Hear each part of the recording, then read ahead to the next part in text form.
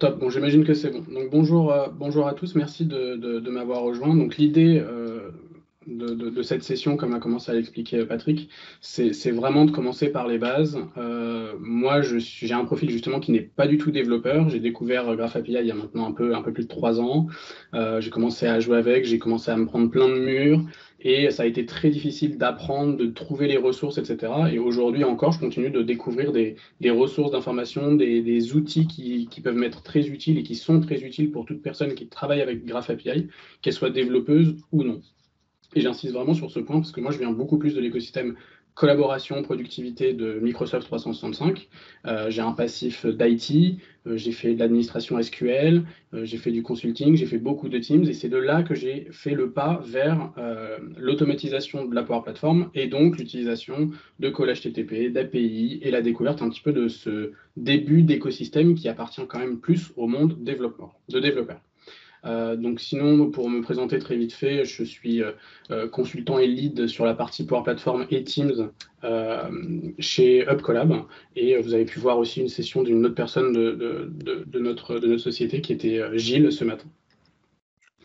Donc l'agenda, comme je vous ai dit, on va voir vite fait de quoi on parle, parce que j'essaye de me positionner quand même pour des gens qui veulent vraiment découvrir Graph API, qui ne connaissent pas, ils ne savent pas ce que c'est, ils en entendent parler, ils voient des superbes choses qu'on fait avec, mais ils ne savent pas par où commencer. Pourquoi est-ce qu'il est très important de l'utiliser? Pour moi, c'est même pas juste une option, c'est même plus un devoir, puisque c'est quand même la vision de Microsoft, on va le voir par la suite et voir aussi comment tout le monde peut utiliser Graph API. Comme je vous ai dit, je ne suis pas développeur, je n'ai pas Visual Studio d'installer sur ma machine, je ne fais pas de C Sharp, et pour autant j'utilise Graph au quotidien et j'adore apprendre des choses sur Graph au quotidien.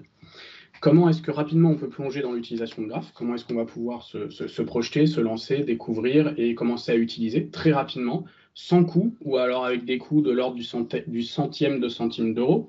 Donc vraiment, j'insiste sur ce côté où quand j'échange avec des développeurs, parfois même des développeurs depuis plusieurs années, beaucoup n'ont pas connaissance de toutes les ressources qui sont à leur disposition, parfois même gratuitement et sur lequel ils peuvent s'appuyer pour vraiment accélérer la montée en compétences, accélérer le développement et du coup l'apprentissage autour de l'API, de Graph API. Et enfin, bah, du coup, comment se former, comment s'informer, puisque Graph API fait partie du cloud. Le cloud, c'est du développement continu, intégration continue, et c'est pareil pour les features, pour la roadmap, c'est non-stop. On a quitté vraiment ce monde on-prem où on met un petit logiciel, on déploie le petit MSI sur le petit serveur qu'on ne met pas à jour, qu'on débranche d'Internet et qui va tourner pendant des siècles et des siècles. Là, l'idée, c'est vraiment, on s'intègre dans cette logique de développement continu qu'est le cloud, d'amélioration continue et de nouvelles fonctionnalités qui peuvent potentiellement en passer certaines en déprécier. Et aussi de cette étape de phase de preview pour certaines fonctionnalités qui après passent en general availability. Donc, sur cette première partie, ce que je vous propose, c'est que vous expliquiez un petit peu comment, pour moi, ça s'est passé. Un peu vous raconter très rapidement une histoire, je ne vais pas passer 2 heures, mais l'idée, c'est vraiment de vous dire comment est-ce que je suis venu à faire du Graph API. J'ai fait donc plusieurs années de consultant IT, administrateur système, administrateur réseau, consultant sur de la partie administration SQL. Et ensuite, j'ai découvert Office 365. Et vers la mi-2018, fin 2018, je suis tombé sur un super article de Tom Arbuthnot, que je vous conseille de suivre, qui poste énormément de choses sur Teams, mais qui a un profil développeur, donc qui a une communication et des articles qui sont très axés développement, qui avait monté avec la société dans laquelle il était à l'époque, un outil, un dashboard de reporting. Ça fera sens avec la superbe session que vous avez vue ce matin de Jean-Pierre sur la consommation des usages Office 365 à travers Graph API. Et un petit peu avant, j'avais vu passer, parce que j'essaye de faire une veille permanente sur la partie update Microsoft 365 au sens large, l'annonce comme quoi les API Graph pour les reports, pour tout ce qui concerne l'analyse des données, l'analyse des consos au sein d'Office 365 étaient disponibles. Je me suis dit, bah, j'aimerais bien tester parce que quand je lisais la doc, ça me disait quand même que en un clic, je télécharge le CSV. Pour moi, c'était le début un petit peu. Mon esprit commençait à mettre les choses dans l'ordre et commençait à comprendre que si j'utilise ça, je pouvais commencer à automatiser certaines choses qui, à cette époque-là, je ne pouvais les automatiser que via du PowerShell. Et je ne voulais pas aller à monter des serveurs ou faire des Azure Functions, etc. J'en étais vraiment avec mon esprit vraiment de non développeur du tout. Et j'ai donc plongé un petit peu dans Microsoft Graph. En plongeant sur les premiers mètres, qu'est-ce que je découvre? Je découvre que Microsoft Graph, c'est quand même très, très, très intégré dans l'écosystème Microsoft, le cloud Microsoft au sens très, très large. Je me suis dit, bon, ça a l'air bien, et faisons un focus un peu plus sur toute la partie qui me concerne. Et là, en ouvrant le capot un peu plus loin, on se rend compte de quoi? On se rend compte que Graph permet d'interagir avec tout plein d'informations du cloud et des clouds du cloud de Microsoft, mais permet aussi d'interagir de manière potentiellement très fine avec toute la partie collaboration Office 365 du terme, on va dire. Euh, et donc, ça permet de venir créer des événements, créer des mails, créer des documents, modifier des documents, créer des équipes, etc. Et donc, toute cette partie, un petit peu cette besoin de gouvernance, d'automatisation, de script qu'on avait avant quand on faisait du SharePoint on-prem, pour en avoir fait, on faisait des scripts, on faisait du PowerShell, on automatisait certaines choses, certaines opérations, on automatisait potentiellement de l'audit, on automatisait de la MCO pour faire en sorte que tous les serveurs et toute la ferme soient en état correct. Mais toute cette brique-là, dans le cloud Office 365, ça devait passer par des scripts PowerShell. Et là, on se dit, bon, on va pouvoir aller beaucoup plus loin et on va pouvoir adresser des besoins métiers à travers Graph. Ensuite, ça a été le premier mur. Le premier mur, quand on découvre Graph, pour toute personne qui serait ici, qui souhaite se lancer dans Graph, soit la personne est une personne avec un passé et des connaissances et un profil très empreint de développement, c'est-à-dire qui fait du Visual Studio, qui comprend ce qu'est le concept d'un framework, qui sait faire du DevOps, qui va comprendre toute cette logique-là, qui sait faire du C#, qui a déjà fait des Azure Functions ou ce genre de choses. Il aura beaucoup de facilité à venir utiliser Graph parce qu'il aura déjà toute cette notion, tous ces concepts d'authentification.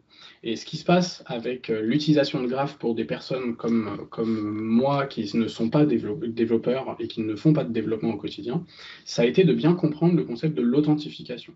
Comment est-ce qu'on s'authentifie? Quelles sont les permissions qu'on peut avoir à travers Graph? Quelle est la différence entre une permission d'application par rapport à une permission déléguée? Dans quel contexte je vais travailler? Et tout ça, c'est quelque chose qu'il faut vraiment, c'est le premier mur à passer. La première chose à surtout ne pas oublier pour avoir fait cette erreur-là et d'avoir regardé très vite qu'est-ce qu'on faisait, comment est-ce que je me connectais, avant même d'essayer de comprendre correctement tout le système d'authentification, il est très important. Pourquoi? Parce vous aurez plein d'erreurs au début, parce que vous ferez des erreurs, ce qui est tout à fait normal. Et ces erreurs-là, la plupart du temps, au démarrage, sont des erreurs d'authentification. Sont parce que vous n'avez pas les bonnes permissions, parce que vous n'avez pas le bon scope, parce que vous n'arrivez pas à récupérer votre token pour faire un droit délégué, par exemple.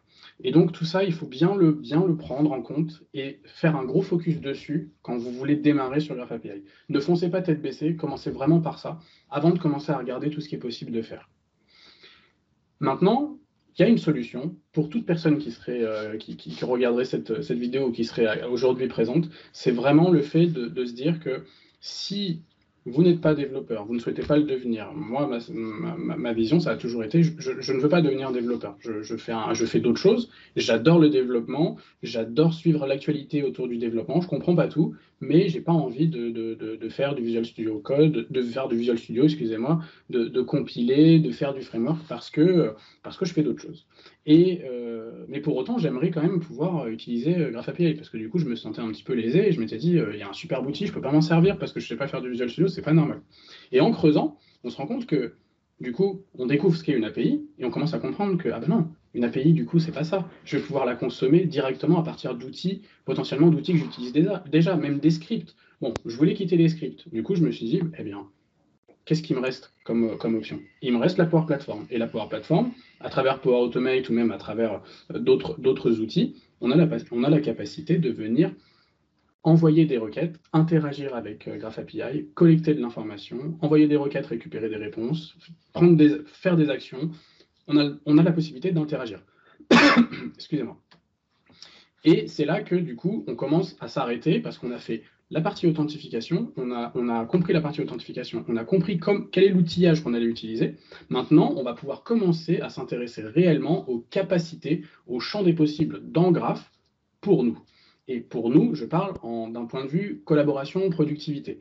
Et donc, on regarde et on voit qu'on a plein de portes, plein de endpoints, plein de portes possibles qu'on peut prendre pour aller soit interagir avec les utilisateurs, avec les groupes de sécurité, avec SharePoint, Outlook, les Teams et les ressources associées. Et donc, on peut aller très, très loin. Deuxième partie, ce que je voudrais commencer à regarder avec vous, c'est un peu plus concrètement Graph. Qu'est-ce qu'il faut retenir? S'il y a bien une slide à retenir pour vous lancer, c'est celle-ci. C'est déjà la slide qui vous explique comment fonctionne un call à une API, avec le verbe, la version, la ressource, la requête, le type de requête, quelle est l'action qu'on envoie, est-ce que c'est un get, est-ce que c'est un delete, etc. Et enfin, la requête à utiliser pour vous générer un token sur votre compte, sur le compte que vous voulez utiliser. Pourquoi? Parce que vous pouvez faire des requêtes à Graph API de deux manières, avec des droits dits à l'application, ce qu'on va voir par la suite, ou des droits délégués qui sont les droits de l'utilisateur qui va envoyer cette requête pour lequel vous avez le token. Enfin, ce que vous allez devoir commencer à regarder, c'est dans la partie doc. Il faut savoir que on n'est vraiment plus du tout dans le monde un petit peu ancien des technets où ça pouvait être compliqué de trouver de l'information. Non pas qu'il n'y avait pas d'information, juste qu'elle était quand même beaucoup plus compliquée à trouver.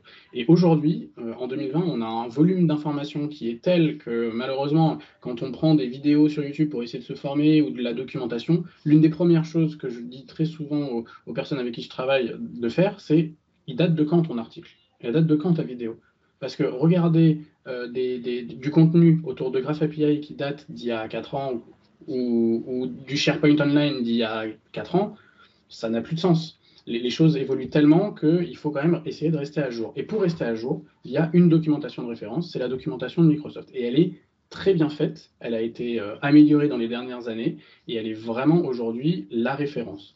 Tout ce que vous pouvez trouver en termes d'informations pour des certifications, pour de la documentation, tout va se trouver sur Docs. Et Docs s'appuie en plus, en partie, sur du GitHub qui permet, pour des développeurs qui utiliseraient aussi GitHub, de pouvoir participer à l'amélioration de la documentation, la correction de certains bugs, etc.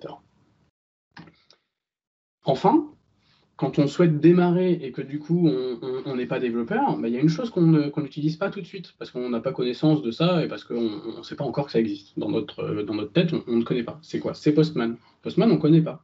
Donc comment est-ce qu'on va envoyer une requête? Bon, on peut faire des actions dans Power Automate, mais il est quand même plus simple pour faire des vrais tests unitaires plutôt que d'aller faire un flow, d'attendre qu'il s'exécute, c'est extrêmement consommateur en temps. Et c'est là qu'on découvre Microsoft Graph Explorer. Et Graph Explorer, c'est ni plus ni moins qu'un c'est un peu tiré par les cheveux de le présenter comme ça, mais c'est ni plus ni moins qu'un Postman extrêmement light, extrêmement concentré sur une seule et unique chose, montrer le résultat et les exemples d'une requête graph dans le contexte de l'utilisateur avec lequel vous êtes connecté. Mais ce qui est génial, c'est qu'avant même de commencer à cliquer sur Sign in et de découvrir comment ça marche pour vous, vous pouvez exécuter les requêtes et ça vous donne des exemples sans être connecté. Ça vous donne des exemples, non pas de vos données, des exemples de données que Microsoft fournit eux-mêmes. Si vous dites par exemple My Photo, ça va vous retourner une photo générique. Et généralement, ce sont les photos des environnements de démo dont on parlera par la suite. Et donc, il y a bien les points 1, 2, 3, 4, 5, 6, 7 que j'ai mis là qui sont à bien prendre en compte. Le premier, c'est là où vous allez choisir un petit peu quel est le type de requête que vous voulez envoyer. En deux, ça va être la version de la requête, comme l'a expliqué ce matin Jean-Pierre, et comme vous allez sans doute l'entendre dans plusieurs des sessions d'aujourd'hui, il y a deux grandes versions de requêtes, la V1 et la bêta. La bêta n'étant pas aujourd'hui en production et la V1 étant en production. Et bien sûr la requête, et vous pouvez avoir accès au body, au header, et modifier potentiellement déjà des permissions. C'est quelque chose d'assez récent, et tout comme l'accès à l'Access Token qui est tout récent. Avant, il n'y avait pas ces deux fonctionnalités et qui sont vraiment, vraiment très très bien. Il faut savoir que Graph Explorer évolue quand même assez vite dans le sens où pour un outil qui est quand même très très très de niche pour des développeurs ou des non-développeurs mais qui utilisent Graph, c'est-à-dire une très faible partie de la population, faut quand même se dire que Microsoft ne les laisse pas, / ne nous laisse pas de côté. dans le sens où il y a des évolutions, ils ajoutent même le thème noir pour arrêter de s'arracher les yeux sur un écran tout blanc, ils rajoutent des fonctionnalités petit à petit. Graph Explorer continue de vivre et évolue quand même correctement. Comme je vous ai dit, la possibilité de modifier. Et bien sûr, une fois qu'on a terminé de découvrir et d'utiliser Graph Explorer, on va avoir besoin d'un outil un peu plus performant, un peu plus puissant en termes de fonctionnalité et surtout en termes de testing. Et c'est là que, généralement, quand on découvre Graph API, on a dans nos connaissances tous un peu un contact dans le monde du développement et on va lui demander un peu, bon, je fais quoi? J'ai besoin de faire ça. Et là, au moins, ce qui est bien, c'est qu'on parle, à partir du moment où on a déjà fait tout ce que je vous ai mis auparavant, avant cette slide, on arrive à avoir un certain discours avec des développeurs où on parle plus ou moins le même langage. Ce qui avant était très compliqué. Personnellement, quand j'ai travaillé pendant presque 7 ans chez un éditeur dans le monde de l'achat d'espace publicitaire, un éditeur de niche, mais qui travaillait avec des très grandes sociétés, il y avait une équipe de développement. Et j'essayais de comprendre parce que j'étais en charge de l'administration des serveurs et donc je m'occupais par exemple d'installer, de configurer le TFS. À l'époque, c'était du TFS et le fait de découvrir déjà ça nous donne, nous, en tant que IT non développeurs, un pas dans le monde du développement. Et une fois qu'on a fait toute la partie que je vous ai montrée avant, on en vient déjà à mieux comprendre un petit peu ce concept d'API. Et du coup, on peut communiquer, on peut poser des questions d'une manière plus intelligible d'un point de vue de développeur. Et donc, je me suis rapproché du développeur de l'époque et je lui ai demandé, voilà, qu'est-ce que tu me conseilles? Et lui, du coup, m'a dit tout de suite, ni une ni deux, tu fonces sur Postman, c'est l'outil le plus simple pour toi. Il y a plein de fonctionnalités dont tu n'auras pas besoin parce que tu ne fais pas de CICD, tu ne fais pas tout ça. Donc, toi, tu vas te concentrer uniquement sur la partie test et debug concernant l'utilisation d'une API. Et donc, c'est pour ça qu'on va découvrir l'utilisation de Postman. Les recommandations que je fais vraiment là-dessus, c'est un petit peu marketing, mais c'est quand même très important parce que pour moi, derrière cette session, c'est aussi l'idée de partager à des personnes qui chercheraient. Alors, si vous êtes déjà expert sur Graph, effectivement, vous n'allez pas apprendre grand-chose. Mais pour toute personne qui cherche à se former, même si vous êtes des gens qui utilisent déjà Graph, je suis persuadé que vers la fin, je vais vous partager des choses, des liens du moins que vous ne connaissez peut-être pas. Mais pour moi, l'idée, c'est vraiment de garder à l'esprit que pour aller sur ce type de technologie et du coup les connaissances nécessaires pour pouvoir l'utiliser, il faut vraiment pas foncer tête baissée parce que j'ai fait cette erreur et j'ai perdu pas mal de temps là-dessus. Il faut vraiment se dire qu'il faut y aller dans l'ordre, il faut commencer par Graph Explorer, il faut ensuite passer sur Postman, le temps de bien assimiler les choses et commencer vraiment par la partie authentification. Sinon, vous allez être frustré et des fois, au début, moi, j'en avais même un peu marre parce que je ne comprenais pas, parce que je ne faisais pas les choses bien. Et c'est en reprenant au bout d'un moment, en disant, bon, allez, on reprend de début, on va lire la doc correctement, on va faire les choses correctement et c'est là que les choses commencent à rentrer en place. Maintenant, il y a plusieurs ressources, plusieurs liens vraiment pour se former et qui sont très importants à garder à l'esprit. Déjà, il y a ce qu'on appelle un community call qui est autour de Microsoft Graph, donc vraiment centré dessus, et qui a lieu quasiment tous les mois depuis maintenant plus de 2 ans et demi. Donc je vous conseille fortement de le suivre. C'est un call que vous pouvez suivre en live ou que vous pouvez écouter à la demande sur YouTube. Et donc ils ont leur chaîne directement sur la chaîne des développeurs Office 365. Bien sûr, il y a la partie user voice dont je ne parle jamais assez et dont je suis beaucoup trop frustré de voir qu'elle est totalement sous-utilisée, même s'il y a une nette évolution ces derniers temps.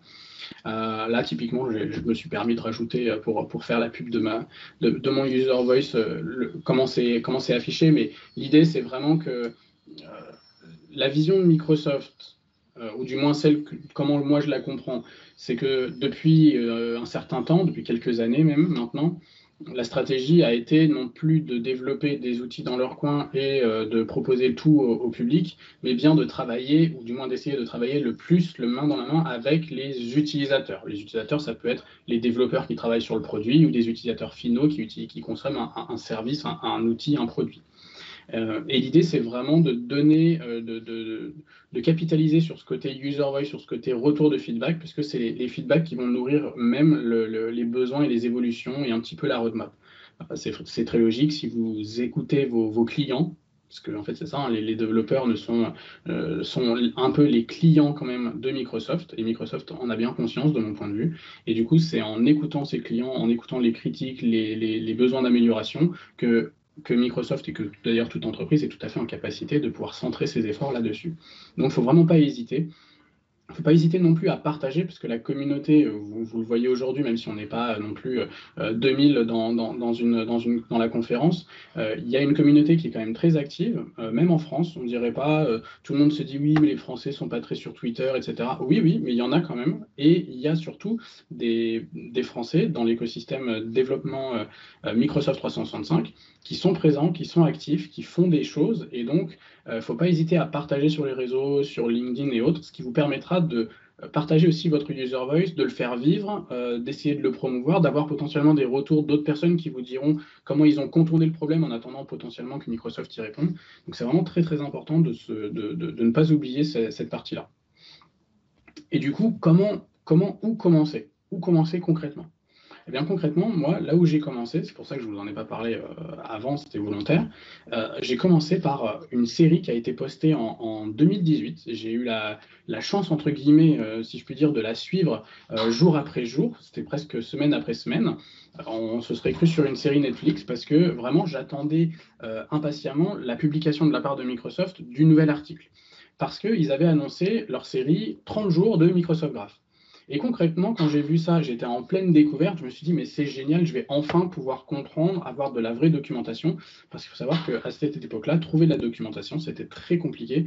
Ou alors, il n'y avait que de la documentation spécialisée, très axée développeur. Et donc, le mur de compréhension était quand même assez grand à franchir pour moi. Et du coup, cette série existe toujours, elle est toujours disponible. Elle a été un petit peu améliorée et ils l'ont même un petit peu étendue sur une sorte de... Ils n'ont pas appelé ça une série, mais ça a un peu été le même concept autour du Graph Toolkit. Et vous pouvez retrouver des articles, des exercices, de la formation sur chacun des jours, chacune des thématiques qui est mise ici. Comment est-ce qu'on fait du batch? Comment est-ce qu'on va utiliser Postman pour faire des requêtes graph? Comment est-ce qu'on va utiliser Graph avec Microsoft Flow? Vous imaginez que ce jour-là, je sautais de joie. Comment est-ce qu'on va utiliser des webhooks? Comment est-ce qu'on va créer une équipe, etc. Et vous allez découvrir un petit peu tous les concepts. Et surtout, ne foncez pas sur les jours 23 et plus. Arrêtez-vous sur les jours les plus importants, le 8, le 9, le 10, le 11 et le 12. C'est quoi? C'est ni plus ni moins que les jours qui vont parler des tokens, de l'authentification et des permissions.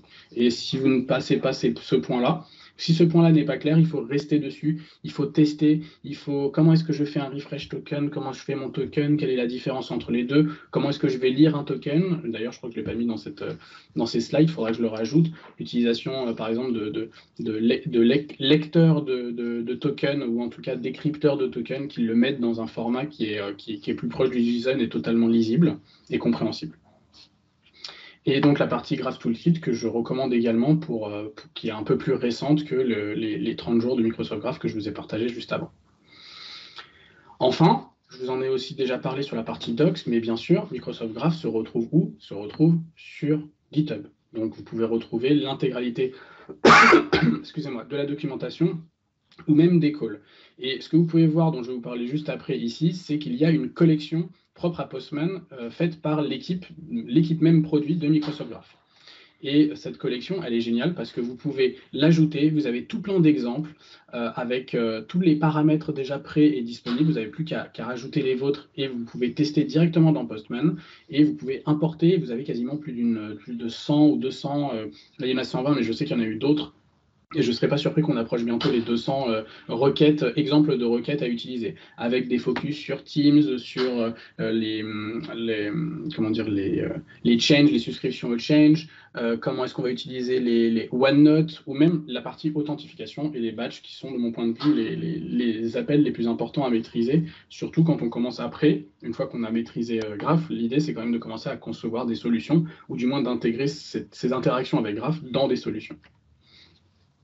Enfin, Graph est un produit qui évolue énormément. Mais il y a aussi un effet un petit peu négatif, ou du moins une petite critique que je vais me permettre de partager ici. Et je serais curieux de voir s'il y a des gens qui utilisent déjà Graph et qui sont restés jusqu'au bout de la session, ce qu'ils en pensent aussi.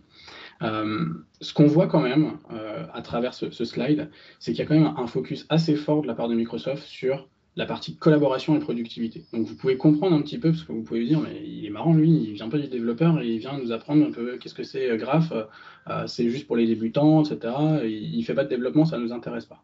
Oui, mais comme je vous ai dit, en venant du monde de la collaboration et de la productivité, je ne peux pas passer, et on ne peut pas passer, tous les consultants que vous voyez autour de SharePoint et autres, de mon point de vue, à partir d'un moment, ne pourront plus passer, passer à côté de l'utilisation de Microsoft Graph. Pourquoi? Tout simplement, il suffit de regarder cette slide. Quand vous voyez la volumétrie d'efforts qui est consacré par l'équipe produit autour de l'utilisation de Microsoft Graph dans un contexte d'usage de product.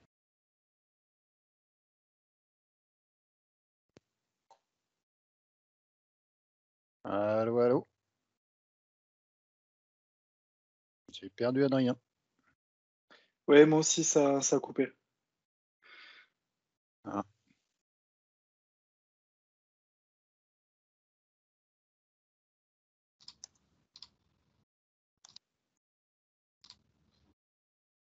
Vous m'entendez ou ça a coupé? Ouais, ça a coupé. Mais c'est bon, là, on te retrouve. Ah, on dirait que ça vient de chez moi. Vous me retrouvez là, c'est bon? Ouais, a priori, c'était chez toi. Ok, je ne sais pas ce qui se passe. J'espère que c'est pas le coup de pelleteuse vu qu'il y a des travaux à côté. Bref, je reprends. Donc sur la partie productivité et collaboration, vraiment il y a un effort qui est considérable et ça se retrouve aussi d'une manière un petit peu indirecte. Alors c'est pas du développement, hein, faut pas voir ça comme un petit peu lire dans une boule de cristal. Mais quand on voit un petit peu les dernières personnes qui sont embauchées chez Microsoft dans l'équipe produit, des personnes qui viennent par exemple de chez Valo et qui ont travaillé énormément sur la partie expérience, collaboration, productivité dans un usage Teams et Microsoft 365, on commence à comprendre que Microsoft essaye aussi de se doter des bonnes personnes pour pouvoir continuer de faire évoluer Microsoft Graph dans le bon sens. Du moins, c'est en tout cas la lecture que moi j'en fais et que je vous partage. Maintenant, l'autre aspect et l'autre possibilité pour se former, si vous venez d'un monde un petit peu plus classique, comment dire, universitaire classique, personnellement, j'ai pas fait des longues études, mais j'ai fait 2 années d'alternance où, pendant cette alternance-là, on avait des cours en fait pour avoir un MCSA et un MCSE à l'époque, ce qui en fait représente pas mal de certifications. Et du coup, l'utilisation de Docs, l'utilisation de TechNet, l'utilisation des documentations de Microsoft, c'était quelque chose qui était vraiment très, très, très mis en avant. Et Microsoft a fait, comme je vous ai dit, un effort considérable autour de la documentation aussi bien pour des fonctionnels que pour des développeurs. Et donc, à travers Docs, vous allez retrouver Docs et Learn, vous allez retrouver de mon point de vue, trois grands piliers. Le premier pilier, c'est la documentation, ce qui va s'appeler docs.quelquechose.com. Ça va être la documentation officielle d'un outil, d'une techno, d'une API, la référence de l'API, d'une DLL, peu importe, ça va être la référence. Ensuite, vous allez avoir tout ce qui va être les tutorials dans Docs. Ce que je vous présente ici, c'est un tutoriel pour apprendre comment est-ce qu'on crée une application Azure AD. Parce que si vous voulez faire du Graph API, vous allez avoir besoin à un moment donné d'une application Azure AD. Et donc, vous allez devoir vous poser la question, qu'est-ce que c'est? Comment ça marche? À quoi ça sert? Eh bien, les tutorials sont basés sur quoi? Sont basés sur le même concept de Microsoft Learn, c'est-à-dire des étapes qui se suivent avec des captures d'écran et du texte qui vous permettent de très rapidement monter en compétence et de pouvoir reproduire très rapidement, parfois même avec du code que vous pouvez copier-coller ou même du code que vous pouvez cliquer et qui s'exécute automatiquement dans Graph Explorer, ce qui est quand même assez ouf et assez pratique d'un point de vue formation. Et c'est un mini tutoriel de minimum entre 6 et 10 étapes, pas plus. Mais à côté de ça, vous avez les grands parcours de formation, donc Learning Pathway, sur Microsoft Learn, qui vous permettent de monter en compétences de zéro jusqu'au niveau que vous voulez, mais qui en gros vous permet de montrer vraiment l'intégralité du champ des possibles pour Graph. Et pour construire des applications dans Graph. Et quand vous voyez un module qui fait 6h30, on n'est plus sur le petit tutoriel de 10 étapes pour apprendre à rapidement se créer une application Azure AD. D'accord ? Enfin, il y a d'autres modules qui existent. Le module complet fait 7h41. D'ailleurs, je crois qu'il intègre peut-être même les 2 modules qui sont sur les côtés. Mais voilà, vous avez différents modules. À ce jour, il n'y en a que 3, mais dont un de plus de 6 heures. Ça vous montre un petit peu que l'étendue que tout se trouve dans ce module. Microsoft Learn, c'est vraiment très important. Comme je vous ai dit, c'est là que vous retrouvez les sources de formation. Il faut savoir qu'ils utilisent et ils s'appuient aussi beaucoup ces derniers temps sur des vidéos qui sont sur leur chaîne YouTube respective.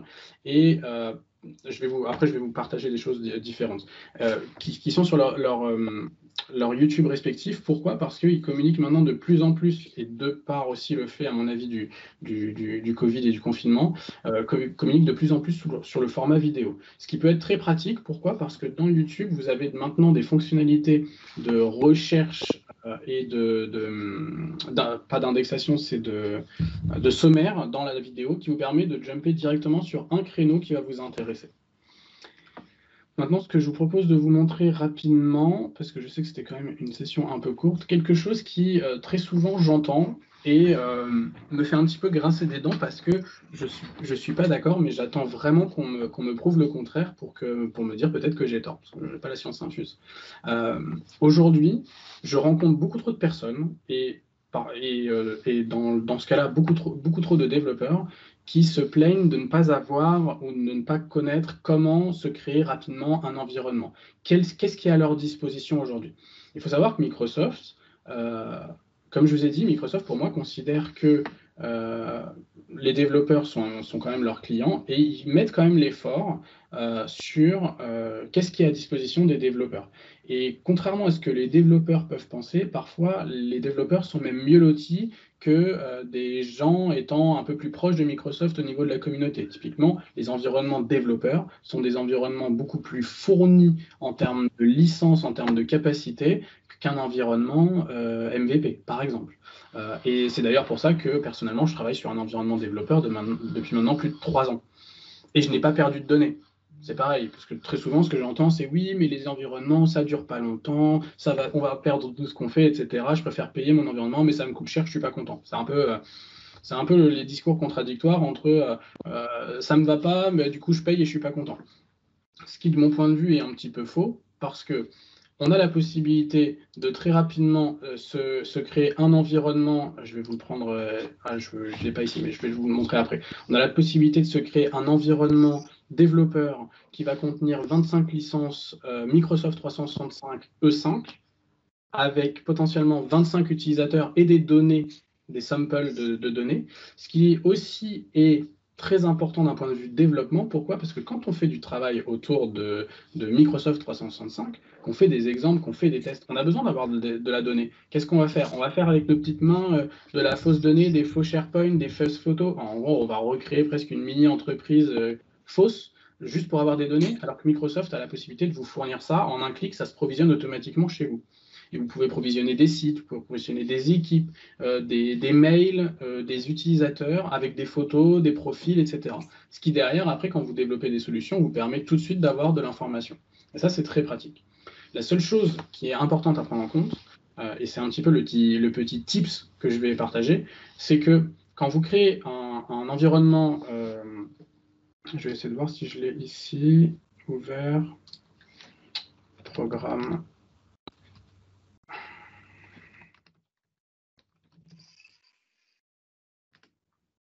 Hop. Je voudrais voir sign in. Et je veux mon dashboard pour que vous puissiez bien comprendre, parce que quand même, c'est vous assurer que c'est pas n'importe quoi. Donc, effectivement, moi, je suis sur l'ancien modèle, mais si je crée, je serai sur une Microsoft 365 E5. Depuis un certain temps maintenant, le tenant a une expiration de 121 jours. Mais c'est très simple. Il suffit qu'il y ait de l'activité sur votre tenant. C'est-à-dire que, en gros, il suffit que vous montriez d'une certaine manière que ce tenant est encore actif et qu'il ne mériterait pas d'être supprimé parce qu'il y a des choses qui s'y passent. Vous avez la possibilité d'ajouter des sites SharePoint déjà prêts qui vous attendent, tout avec du contenu, des templates, etc., que vous pourrez après potentiellement réutiliser, vous inspirer, créer. Vous avez la possibilité d'ajouter du contact, des événements dans les calendriers, des mails, et bien sûr d'ajouter 16, pas 25, 16 utilisateurs. 25 licences, 16 utilisateurs. Ce qui quand même est énorme en termes de licences gratuites, parce que c'est quand même du gratuit. Maintenant, le petit tips en tout cas de mon point de vue qui fonctionne, et j'espère que le fait de le partager ne fera pas que Microsoft l'enlèvera, c'est qu'il suffit tout simplement de se créer des workflows dans Power Automate qui vont par exemple envoyer des messages dans Teams, copier des fichiers, collecter des infos dans Graph, faire des choses de manière automatique, idéalement qui collecte ou qui pose de l'information, vous vous en moquez, c'est pas très important, et ça simule de l'activité. C'est même pas ça simule, ça crée réellement de l'activité. Ce n'est pas une simulation, ça crée de l'activité. Et en faisant ça, ça permet d'avoir un tenant qui n'expire jamais. En tout cas, jusqu'à aujourd'hui, c'est le cas me concernant. C'est quand même très pratique parce que n'étant pas développeur au quotidien, comme je vous ai dit, et n'étant pas développeur du tout, je n'ai pas une activité sur, sur des Azure Functions ou sur du Graph API au quotidien. Donc il peut m'arriver parfois pendant 2 mois, 2 mois et demi, de ne pas faire de Graph parce que je suis en train de faire des formations, parce que je suis en train de faire d'autres choses, et après revenir sur Graph pour avoir 3 semaines d'amélioration d'une solution que j'aurais construite sur Graph. Et ça me permet de protéger un petit peu cet environnement, de surtout de ne rien perdre, parce que dedans, moi, il y a tout, il y a mes solutions, mes outils de gouvernance Teams qui sont basés sur du Graph et du Power Apps, mes Azure Functions que j'ai mises, etc. Et ça, c'est très important à garder à l'esprit. Enfin, sur la partie facturation et Azure Functions, ça vous donne un tenant, ça ne vous donne pas une souscription Azure. Là-dessus, franchement, la recommandation que je peux faire, c'est vraiment prenez un pay as you go. Les fonctions Azure ne coûtent pas cher. J'ai cru voir passer aujourd'hui dans l'équipe, et d'ailleurs, il faudra que je regarde si quelqu'un a répondu, un message concernant des coûts Azure exorbitants avec uniquement 3 fonctions. Je suis surpris, il faudrait en parler potentiellement à Gilles, qui pourrait peut-être en savoir un peu plus. Mais là-dessus, le plus simple, c'est vraiment de faire ça. Après, en fonction des différents programmes dans lesquels vous faites partie, comme je vous ai dit, je ne suis pas développeur, donc à l'inverse de peut-être certains ou certaines d'entre vous, je n'ai pas de souscription Visual Studio entreprise, Visual Studio professionnel, mais avec ce type de souscription, vous avez aussi du crédit Azure qui vous permet de prendre en charge toute cette partie-là. Enfin, comme je vous ai dit, la partie GitHub, je vous en ai déjà parlé, et l'une des parties pour moi les plus importantes à comprendre, c'est une fois que vous êtes dans le fait de vouloir commencer à utiliser Graph API et à vouloir l'utiliser au sein de votre tenant sur un véritable outil, une véritable solution, il vous faudra passer par la création d'une application Azure Active Directory pour pouvoir avoir tout ce qu'il faut pour pouvoir interagir avec Graph. Et pour ça, comme je vous ai montré le tutoriel, alors c'est quelque chose que j'ai découvert hier en finissant mes slides, c'est que le tutoriel existait, et vraiment à l'époque, s'il avait été là, j'aurais compris beaucoup plus facilement. J'ai mis un temps considérable à comprendre le concept des applications Azure AD, le fonctionnement, la mise en place. Faut commencer à comprendre toute la partie authentification. Il faut comprendre que, bon, les ID, on comprend, puisqu'on a l'habitude avec du PowerShell. Les secrets, il va falloir commencer à comprendre l'interaction entre les deux, le stockage du secret. Comment est-ce que je peux aller récupérer le secret parce que j'ai pas envie non plus d'avoir des infos en clair dans Power Automate. C'est pas parce que je fais du low-code, no-code que je fais du code qui est sale, quoi. Je veux quand même faire en sorte que les choses soient bien construites. Je vais pouvoir utiliser aussi des informations qui seront stockées dans des Azure Key Vault parce que c'est pas parce que à nouveau je fais du Power Automate, même du script, que je n'ai pas à utiliser des outils qui permettent de protéger un peu plus les informations sensibles. Et donc, une fois que j'aurai commencer à utiliser cette application Azure AD, je vais pouvoir commencer à regarder toute la partie API permission dans laquelle je vais commencer à positionner des droits qui vont m'être utiles quand je vais utiliser et consommer Graph API. Du coup, je vais revenir juste là-dessus. C'était une session, j'espère, qui n'a pas déçu trop certains, parce que j'avais essayé d'insister dès le début pour expliquer que c'était vraiment une session pour une population et pour des gens qui souhaitent découvrir Graph API, parce que j'ai été vraiment très surpris et un peu déçu à l'époque de me rendre compte qu'il y avait vraiment très peu de contenu pour des personnes qui ne sont pas développeurs, et c'est un petit peu dommage parce que ça fait un peu l'outil par les devs pour les devs, alors que c'est un outil qui, comme vous le voyez, je vous le montre, vous vous dites bah, c'est super simple, comme ça tout le monde devrait comprendre. Oui, tout le monde devrait comprendre, mais les personnes qui ne baignent pas dans un écosystème de développement, ils ont encore un petit peu du mal à se mettre à ce genre de choses. Et quand on voit que Microsoft parle et communique énormément sur la partie Power Platform, la partie low-code et autres, il faut savoir que tous ces utilisateurs qu'on appelle les power users, les citizen developers, appelons-les comme vous voulez, je pense que vous, les vrais développeurs, ça doit vous faire rire d'entendre tous ces noms, mais ce qui est quand même important de prendre en compte, c'est que ces gens-là ont tout à fait les capacités de compréhension et d'adaptation de leur esprit à une utilisation de Graph API et à la découverte d'une API et le fonctionnement d'une API. Et pour moi, ça pourra servir tout le monde que d'avoir des développeurs qui comprennent complètement l'interaction d'une API avec l'écosystème Microsoft et d'avoir des utilisateurs, parfois un peu plus d'utilisateurs métiers, qui, eux, vont pouvoir commencer à communiquer avec les développeurs en parlant le même langage et en pouvant poser les bonnes questions et en pouvant comprendre beaucoup plus rapidement quand un développeur va répondre à un utilisateur métier qui va potentiellement peut-être utiliser un petit peu de Bref, Explorer pour son besoin personnel ou pour faire ses simulations ou autres, comprendra beaucoup plus facilement quand un développeur lui expliquera pourquoi ce n'est pas possible. Voilà, je sais qu'il est un petit peu tôt par rapport à l'horaire prévu, donc s'il y a des questions, je serais ravi d'y répondre. Je ne sais pas s'il y en a qui ont même des expériences à partager autour de la découverte de Microsoft Graph. Comment ça s'est passé pour vous? Je suis très curieux de savoir et si vous êtes déjà des utilisateurs déjà très avertis sur Graph ou pas du tout. N'hésitez pas à activer votre micro si besoin ou à parler dans le chat. Je vais regarder s'il y a des questions qui sont tombées. Moi, j'ai une question, je trouve ça très intéressant. Combien tu évalues la montée en charge, on va dire, de quelqu'un qui connaît rien à être à l'aise? C'est-à-dire, pour moi, être à l'aise, c'est tu as une question, tu vas pouvoir créer ta requête dans Graph API sans y passer 2 semaines. Est-ce qu'il te faut 1 mois, 6 mois, 2 ans? Non. Je pense. Alors, C'est difficile comme question. Je vais commencer par la réponse du consultant. Ça dépend. Bien Déjà. sûr. Voilà, ça dépend. Mais ça dépend, sérieusement, ça dépend. Ça dépend de quoi? Pour moi, ça va dépendre du profil. Moi, j'avais fait quasiment 5 ans de pur IT système réseau, c'est-à-dire j'avais les nez dans des B-serveurs et du VMware et de l'Hyper-V. Je suis passé après dans du SQL, administration, pas conception, donc quand même très axé encore IT.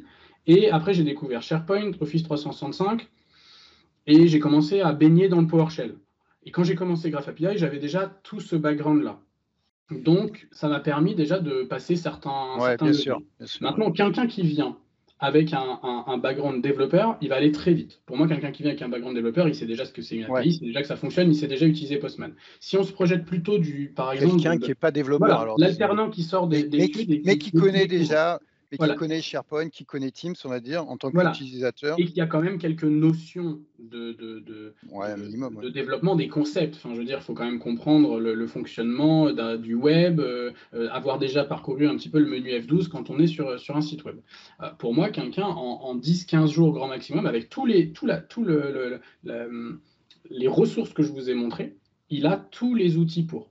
Il a tous les outils pour, parce qu'il y a énormément d'informations dans les forums, il y a énormément d'informations sur YouTube et encore plus depuis le Covid avec les sessions en ligne. La documentation, Microsoft Learn, les collections, Graph Explorer. Et puis après, une fois qu'il a assimilé tout ça, la personne, elle est tout à fait en capacité de commencer à l'utiliser. Donc pour moi, ça peut aller très très vite aujourd'hui.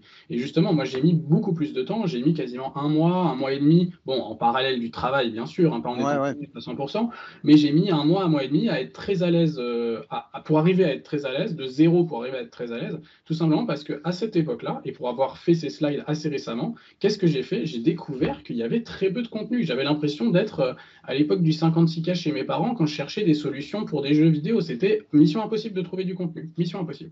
Je trouvais rien, ou alors c'était dans des sites totalement perchés développeurs que je ne comprenais pas.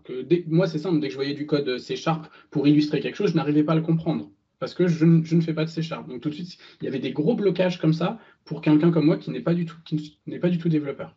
Il y a quelques commentaires qui vont nous rassurer.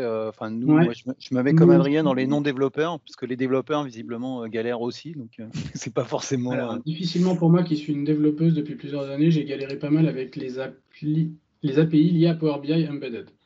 Alors, effectivement, au début aussi, quand j'ai commencé, j'avais commencé à regarder... parce que ce qu'avait fait Tom, tout de suite, moi, je lui ai contacté. Je lui ai dit, Tom, tu me dis comment tu as fait, je veux comprendre comment tu as branché Graph API dans Power BI. Alors là, c'est royal au bar, c'est magique. C'est le pont doré entre les deux outils. Bon, ça a disparu assez rapidement d'ailleurs. Je crois que c'était possible. Il faudrait que je redemande à Jean-Pierre s'il avait connaissance de ça à l'époque. En tout cas, il y a eu une API qui existait, un endpoint qui ne fonctionnait plus. Et c'est un peu comme ça que j'ai dû faire le forcing pour rentrer complètement dans Graph API pour être en capacité d'extraire des données. Je suis dev débutant et j'ai découvert Graph API en même temps que Azure et j'ai rencontré beaucoup de difficultés au niveau des permissions dans Azure. C'est vraiment le premier point bloquant. Comme je vous disais, mon retour d'expérience, c'est surtout ne pas bypasser l'authentification. Limite, il faut passer plus de temps tant que c'est pas clair. Et moi, au bout d'un moment, je me suis dit, c'est simple, je n'avancerai plus dans les cours tant que j'aurais pas compris ce truc-là. Tant que j'arriverai pas tous les matins à me générer un token à la volée comme ça, parce que je saurai exactement ce qu'il faut que je mette où. Et par contre, ce qui est bien, à l'inverse du coup du côté un petit peu négatif, ce qui est génial, je ne sais pas si ça a été le cas pour toi aussi Alexandre, c'est que de tous ces échecs, on apprend énormément. Et ce que je constate, c'est un petit peu comme dans la vie de tous les jours avec des gens que vous pouvez rencontrer dans le travail. La personne, alors généralement c'est les juniors parce qu'ils n'ont pas encore ils n'ont pas encore rencontré assez de murs, mais généralement la personne qui a jamais eu d'échec ou autre en informatique, qui s'est jamais pris de mur, bon bah alors soit elle a une chance de cocu, soit elle ment. Soit concrètement, bah, elle n'a pas fait encore grand-chose parce que en vrai, on le sait tous, hein, les démos Microsoft, les démos de manière générale, c'est beau, mais dans la réalité, on se prend des petites exceptions. Et Graph API, c'est une grosse exception. Il y a pas mal de choses qui sont parfois un petit peu tirées du chapeau, des erreurs qui apparaissent un jour mais qui disparaissent le lendemain. Il faut arriver à les comprendre, il faut les connaître. Et les connaître, ça permet quoi? Ça permet derrière de les anticiper en fait. Moi, j'ai appris énormément en voulant par exemple arriver à supprimer le wiki dans une équipe Teams. Le wiki, de mon point de vue, est une aberration comme en termes d'usage. Et donc, je fais en sorte que dans toutes mes équipes, il n'y ait pas de wiki. Je le supprime après la création d'une équipe. Eh bien, j'ai dû faire plein de tests, collecter tous les types d'erreurs possibles que pouvait me retourner Graph API pour les intégrer dans ma logique, dans mon code, ce qui pour un développeur s'appellerait du code, pour moi, c'est mon workflow, en fait, parce que c'est la même chose. Après, c'est interprété par Microsoft, donc c'est la même chose. Et une fois que j'ai pris en charge tous ces cas d'erreur, j'ai été en capacité de construire ma logique. Et donc, c'est vraiment très intéressant de parfois avoir des erreurs, rencontrer des difficultés, ce qui permet d'apprendre beaucoup plus rapidement. Très bien. Est-ce qu'il y a d'autres questions? N'hésitez pas. N'hésitez pas. En tout cas, j'espère que du coup, même si on n'était pas beaucoup, j'espère qu'il y en a qui ont appris des choses ou du moins que vous repartirez avec des informations. Je vais déposer les slides là, à la suite de ce call dans le Teams, ce qui vous permettra d'y avoir accès. Et puis, si vous avez besoin de ressources, que vous avez des liens qui n'étaient pas clairs ou autres, n'hésitez pas à me pinguer sur les réseaux ou dans l'équipe Teams et puis je vous partagerai les liens que j'ai à ma dispo, sans aucun problème. Merci en beaucoup, tout cas, Adrien. merci à vous, merci Laurent, merci Alexandre et Sylvie et tous ceux qui sont restés jusqu'au bout. Et puis, écoutez, je vous dis à bientôt et passez une bonne fin d'après-midi. Au revoir. Merci Adrien.